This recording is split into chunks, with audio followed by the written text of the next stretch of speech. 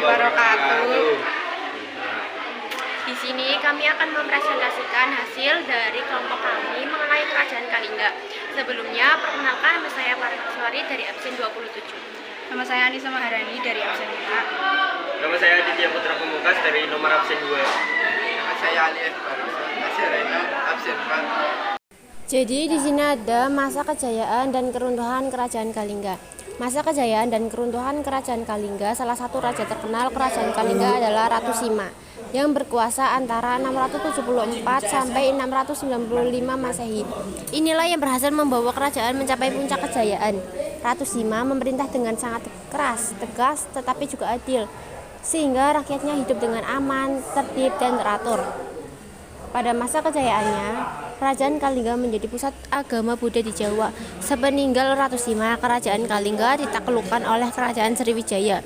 Kerajaan Kalingga kemudian dibagi menjadi dua, yaitu Kerajaan Keling yang diperkirakan di sekitar Magelang dan Kerajaan Medang yang diperkirakan di sekitar Yogyakarta.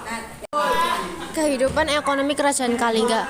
Perekonomian Kerajaan Kalingga bertumbuh pada sektor perdagangan dan pertanian.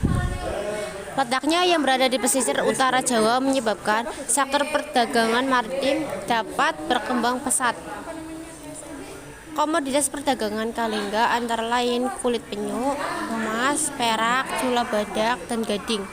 Sementara itu, wilayah pedalaman yang subur dimanfaatkan untuk mengembangkan kegiatan pertanian dengan hasil utama berupa padi. Selain itu, sebagian penduduknya pandai membuat minuman dari bunga kelapa dan bunga aren. Selanjutnya ada kehidupan sosial budaya Kerajaan Kalingga. Penduduk Kalingga hidup dengan teratur, ketertiban dan ketentraman sosial di Kalingga dapat berjalan dengan baik berkat kepemimpinan Ratu Sima yang tegas dan bijaksana dalam menjalankan hukum dan pemerintahan.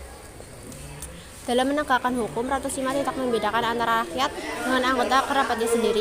Berita mengenai ketegasan hukum Ratu Sima pernah didengar oleh Raja Tasis. Tasih adalah sebutan Cina untuk kaum Muslim Arab di Persia. Raja Tasih lalu menguji keberadaan kabar tersebut. Dia memerintahkan anak buahnya untuk meletakkan satu kantong emas di jalan wilayah Kerajaan Ratu Sima. Selama 3 tahun kantong itu dibiarkan tergeletak di jalan dan tidak seorang pun berani menyentuh.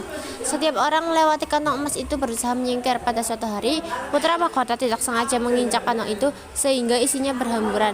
Kejadian ini membuat Ratu Sima marah dan memerintahkan hukuman mati untuk putra mahkota. Akan tetapi, para menteri berusaha memohon pengampunan untuk putra mahkota. Ratu Sima menanggapi permohonan itu dengan memerintahkan agar jari kaki putra mahkota yang menyentuh kantong emas dipotong. Peristiwa ini adalah bukti ketegasan Ratu Sima dalam menegakkan hukum. Kemudian yang terakhir ada jejak peninggalan Kerajaan Kalingga. 1. Prasasti Tukmas. Prasasti Tukmas ditemukan di lereng barat Gunung Merapi yang berisi pesan mengenai hubungan manusia dengan dewa-dewa Hindu. 2. Prasasti Mojokerto.